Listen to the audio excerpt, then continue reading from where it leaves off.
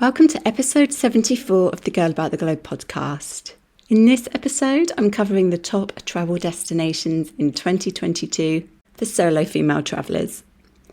If you're looking to plan a trip this year but are unsure where to go, this episode is for you. Stay tuned.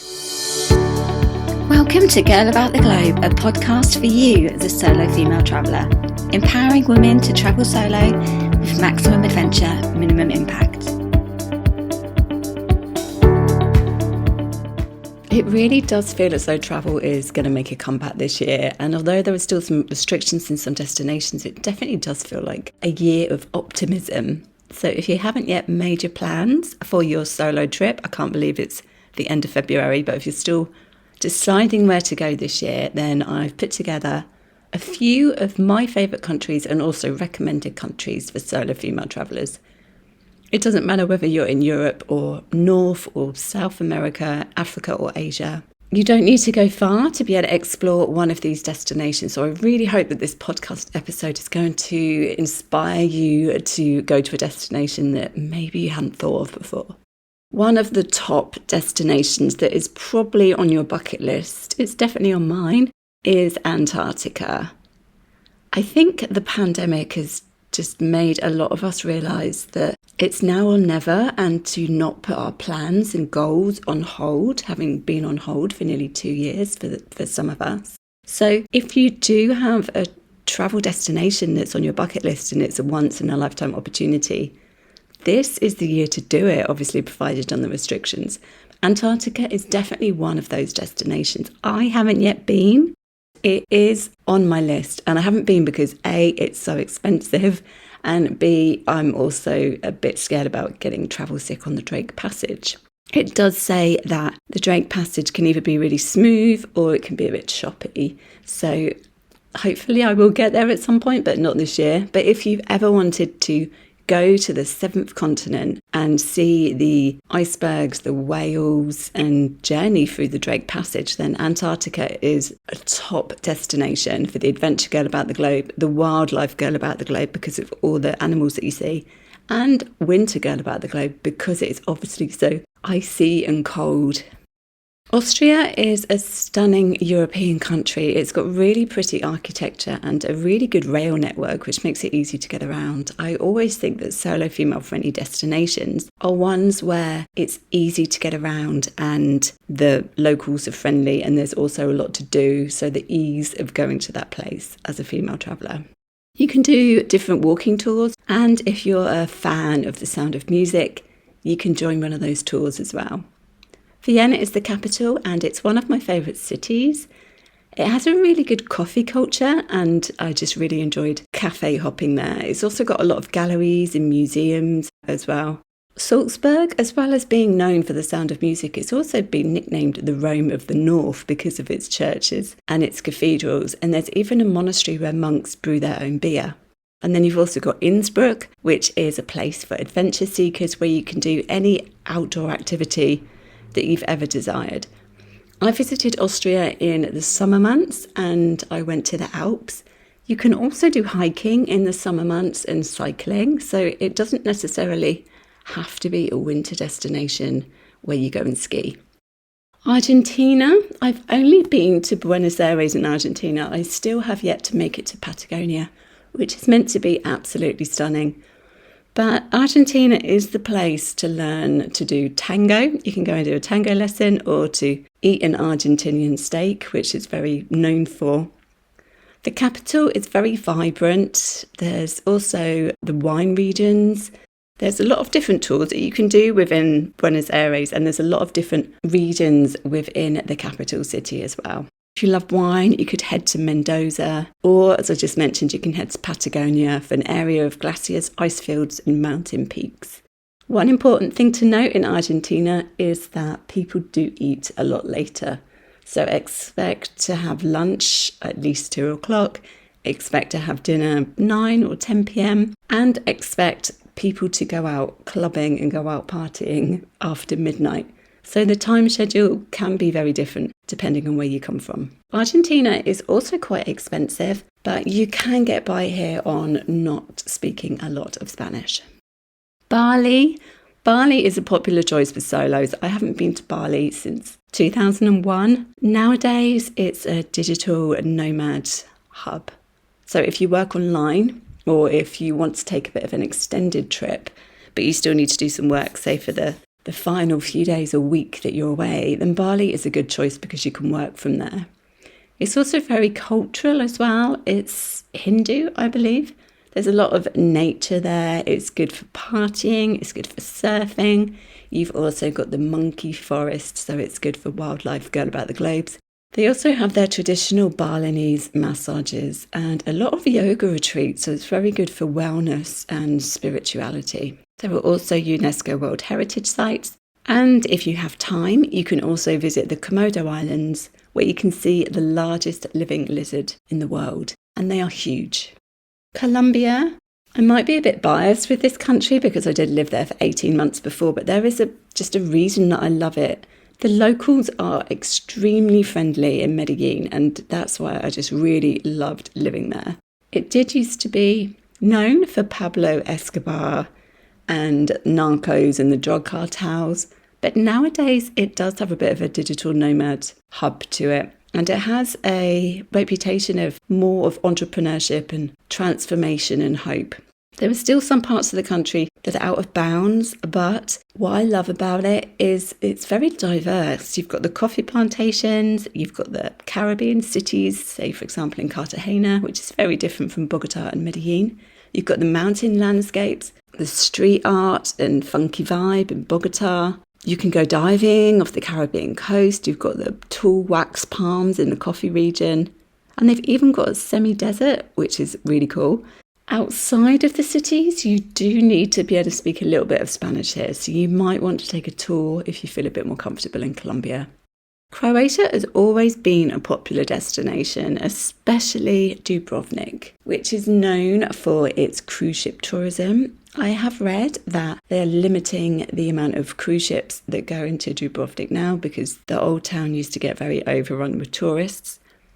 There is a gorgeous ancient city walls, which is the highest point of the old town that you can walk along. There's also the Dominican monastery, where you can see the Renaissance and Gothic cloister and collection of art.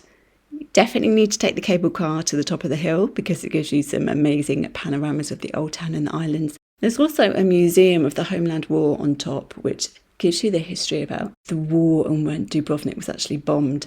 Dubrovnik is one of the most popular destinations here, but if you're a digital nomad, then there are also other destinations popping up that you might be interested in, such as Zadar, I believe, or Zagreb, and then you've also got Split, which is the hub for where you can go sailing. So you could combine one of the Croatian destinations with a week sailing trip across the Dalmatia coast.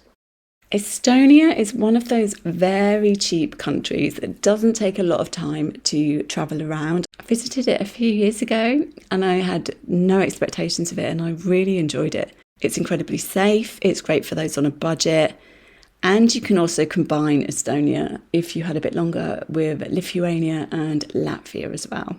You'll find all sorts of activities there, so you can stay in a former Soviet prison or you can go bobsledding or husky dog sledding. It's got a really colourful, cute old town and good nightlife, so it's very easy to meet others there. Also, the hostels there are amazing. They really know how to do hostels, so they do have a friendly social vibe with so many different tours you can do and a lot of evening tours. One of my favourite things to do when I travel is visit emerging destinations. So visit destinations where maybe not that many solo female travellers have documented that they've been to. Georgia is one of those destinations. It may not be on everybody's radar, but it's definitely grown in popularity. I found it very easy to travel alone there. I based myself within Tbilisi, and then I was able to do a lot of day tours from there. And then travelled to Batumi, which is on the Black Sea coast in Georgia, which is so different from Tbilisi. It's like a mini version of Dubai. It doesn't seem very Georgian. It's very, very unusual. But if you're worried about travelling around when you're solo, then you can just base yourself in Tbilisi like I did at the beginning. And you can do so many different day tours from there to go and visit the ancient cave monasteries. I also stayed in Kutaisi, where you can also do day trips from there as well. And there's a beautiful church in Kutaisi. It's definitely one for the intrepid explorer. If you can speak Russian, it will be fine here. They don't speak that much English, but then if you're just doing tours and you're also staying in tourist accommodation, then you'll be absolutely fine. If you love beautiful islands, history and ancient temples, then stick Greece on your solo bucket list for this year. It's a country that is always popular, and it's so easy to see why it's always popular. I fell in love with Greece a couple of years ago. I went to Athens and I also went to the Saronic Islands and spent 2 weeks travelling around there solo. There are so many islands in Greece that I want to go back and see, every single one in my lifetime. It's generally very safe for solo females because the locals are friendly and helpful as well. And even Athens, it wasn't overwhelming at all. There are co-working cafes that you can go there, and there are groups where you can go and meet other people travelling solo. Santorini is obviously one of the most beautiful islands there. I haven't yet been, but if it feels like it's too romantic to you, then you can travel to Kos or Mykonos instead to meet other travellers.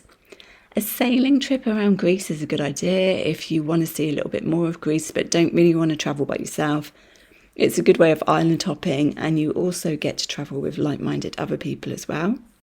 Hong Kong. I haven't been to Hong Kong for over 10 years, and I imagine it's changed because of the current situation with China.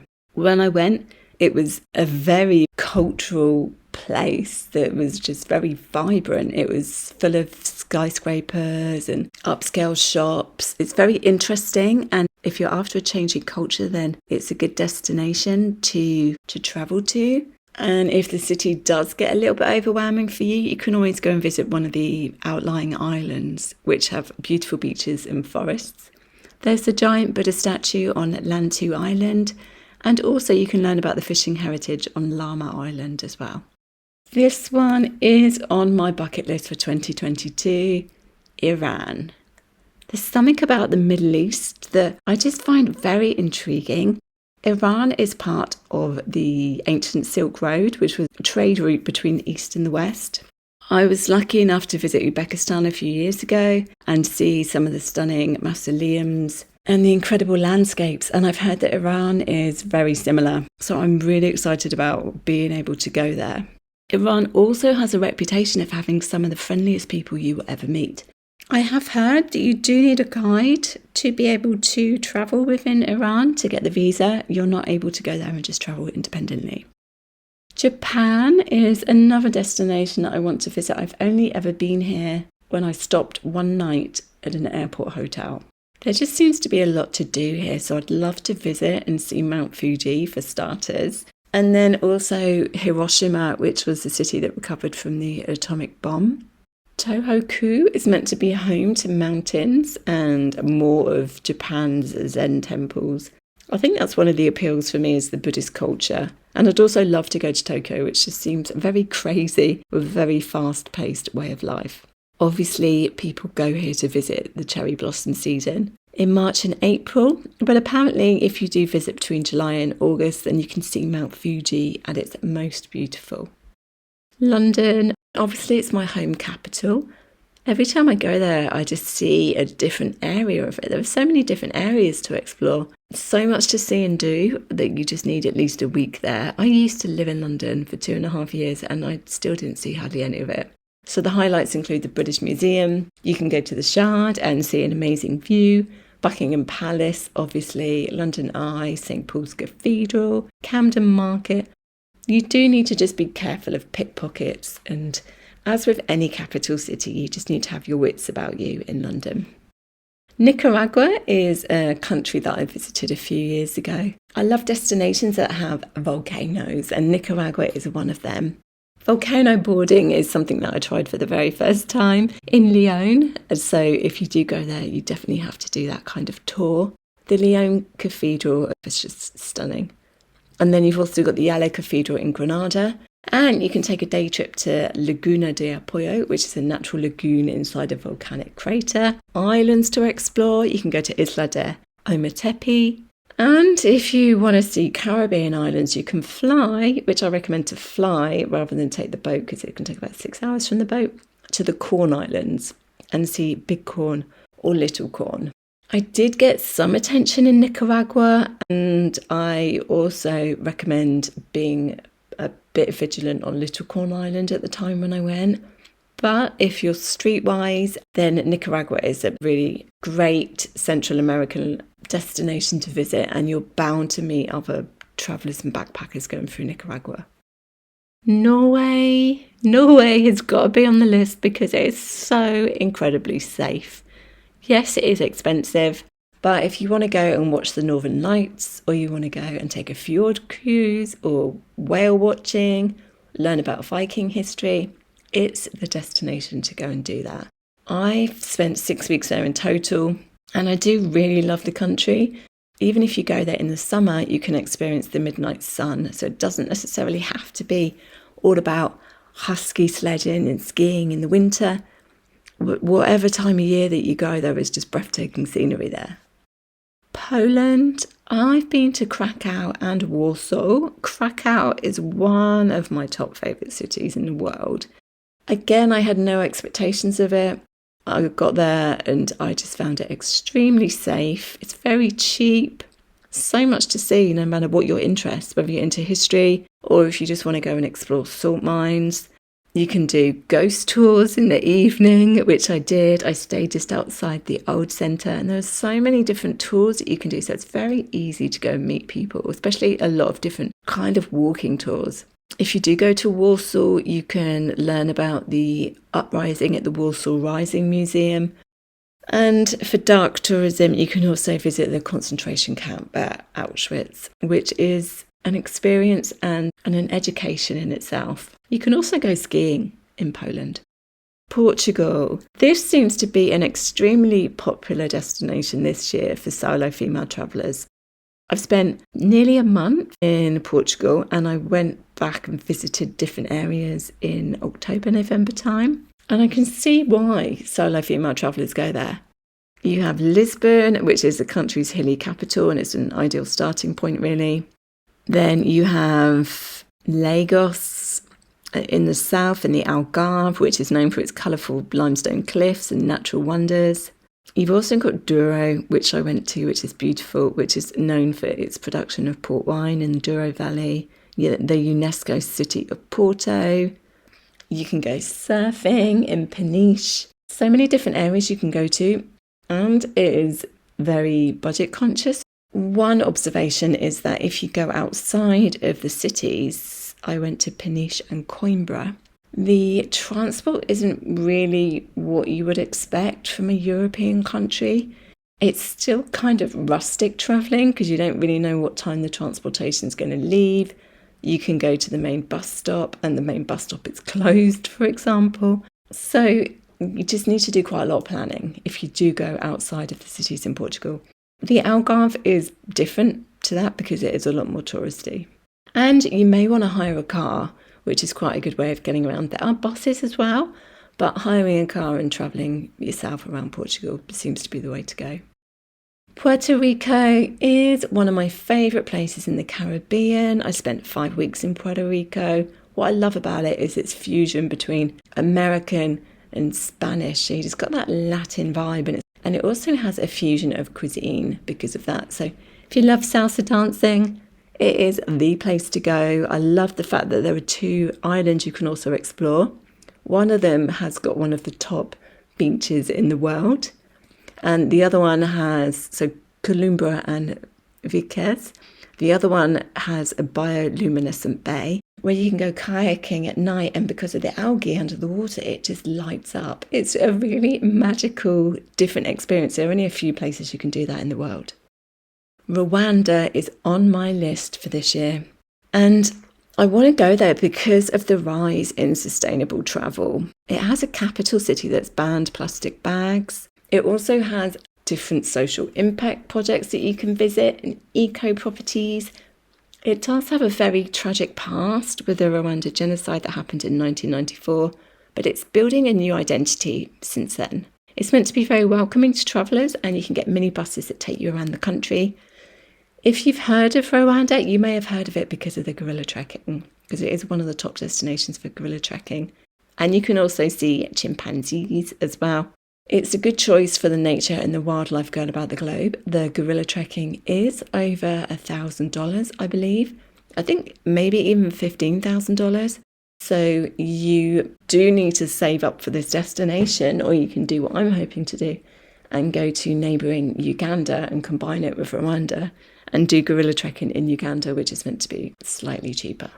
Scotland is the friendliest country, or Ireland's actually one of the friendliest countries as well, but not only is it welcoming, it's just surrounded by beautiful nature. There's so much tradition there, and you don't have to be completely solo here either, because there are really fun tour companies that take you through the country. So you can stop at whiskey factories and go and visit the Isle of Skye and see the scenery in the Highlands. If you like lochs and want to go and see the famous Loch Ness, which was one of those pinch myself moments. Obviously, I didn't see the Loch Ness Monster, but it's a destination with bagpipe kilts. You can learn Scottish dancing. It's just a really fun, welcoming, friendly, safe destination for solo female travellers.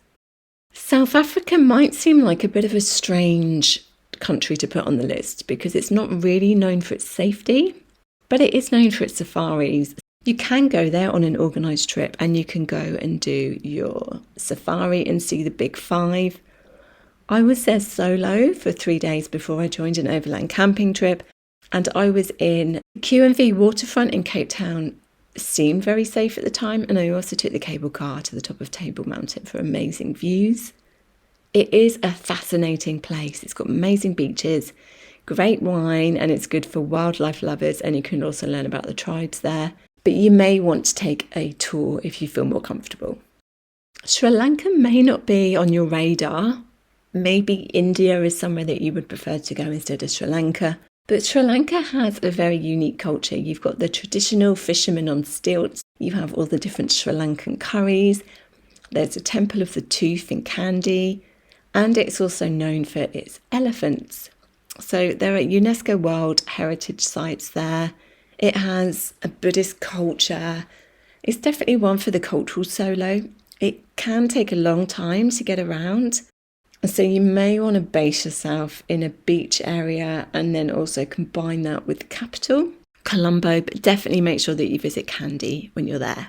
You may not meet that many other solo travellers in Sri Lanka, but if you're interested in elephants and culture, then it is a very interesting destination. Switzerland is one of those safe countries for solos. Obviously, it's more expensive, but you can't really beat it for scenery. It's up there with New Zealand for me.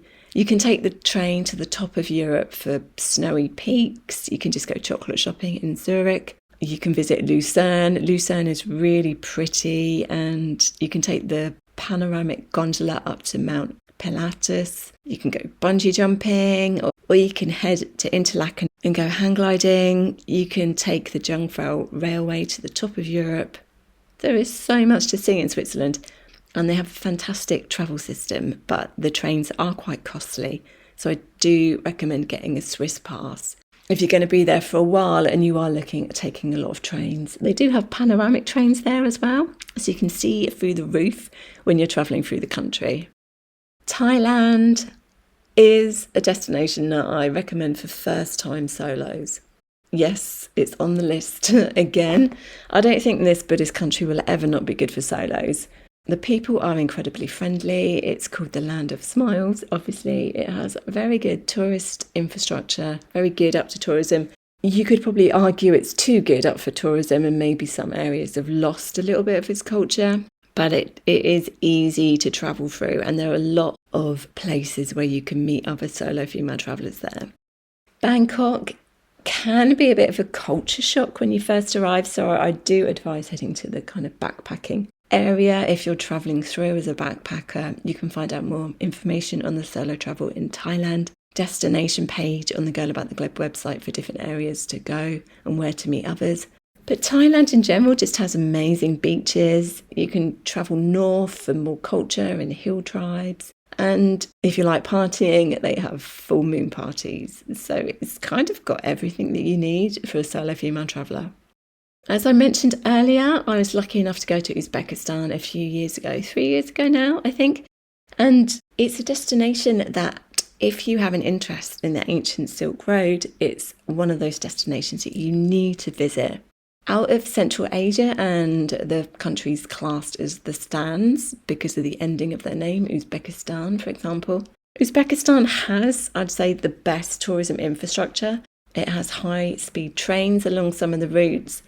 I visited Tajikistan, Kazakhstan, Kyrgyzstan and Uzbekistan all at the same time, and Uzbekistan definitely stood out as a destination that would be very easy for solo travellers to go to. There are quite a lot of tourists there as well, and you do find other women travelling there by themselves. There are many monuments to see in the country, and the most famous is the Registan in Samarkand, but there are also impressive monuments all over the country. So if you like ancient history and the Silk Road, Uzbekistan is a relatively easy country to explore as a solo, or you can just get a tour if it's easier for you. So there you have it. That's my list for destinations in 2022. I'm hoping to get to some of these myself. I've been lucky enough to have been to the majority of them, but I definitely would like to go to Iran and Rwanda this year, plus whatever other country I can squeeze into 2022. If I have inspired you to visit some of these destinations, then you can actually find an article of the top 25 solo destinations in 2022 with the relevant links to any of our solo guides that we have on the Girl About the Globe website. Happy planning. Thanks for listening to our Girl About the Globe podcast, making solo travel easier for you.